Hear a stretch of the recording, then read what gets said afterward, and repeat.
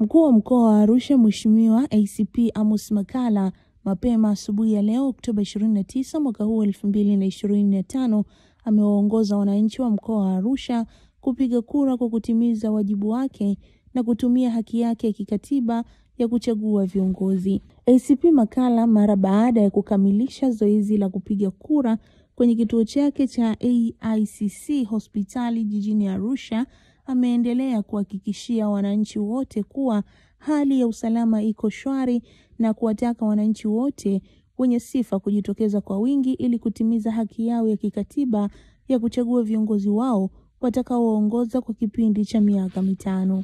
Aidha, ACP Makalla ametumia muda huo kuwahamasisha wananchi wa Arusha wenye sifa kujitokeza kupiga kura, huku akiwadhibitishia wananchi wote kuwa tume imeweka utaratibu mzuri kwa kuwa na vituo vingi ambavyo vinawezesha mpiga kura kutotumia muda mrefu kusimama kituoni. Kwa niaba ya kamati ya ulinzi na usalama, kwanza nishukuru kwamba leo ndo tarehe 29 mwezi wa 10, siku ya kupiga kura, siku ya uchaguzi mkuu, na mkoa wetu kwa ujumla uko shwari, hali ya usalama iko salama, na mimi mwenyewe nimekuja hapa kuja kupiga kura ya rais.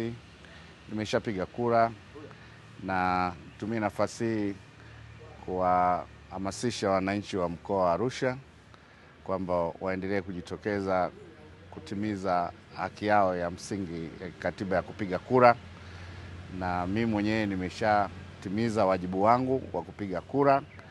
Kwa hiyo na wengine wote ambao wamejiandikisha, vituo vitakuwa wazi kama sasa saa 1 hii mpaka saa 10 jioni. Kwa hiyo wanao muda wa kuja kutumia siku hii ambayo ni ya mapumziko kuja kupiga kura.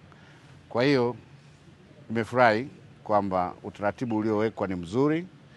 Mtu unafika, unaangalia jina lako na unapiga kura. Kwa hiyo niwaombe na wananchi kwamba foleni haitokuwa kubwa kwa sababu wasimamizi wa uchaguzi wameweka utaratibu mzuri na sehemu za kupigia kura ni nyingi. Kwa hiyo waendelee kujitokeza na kuja kupiga kura.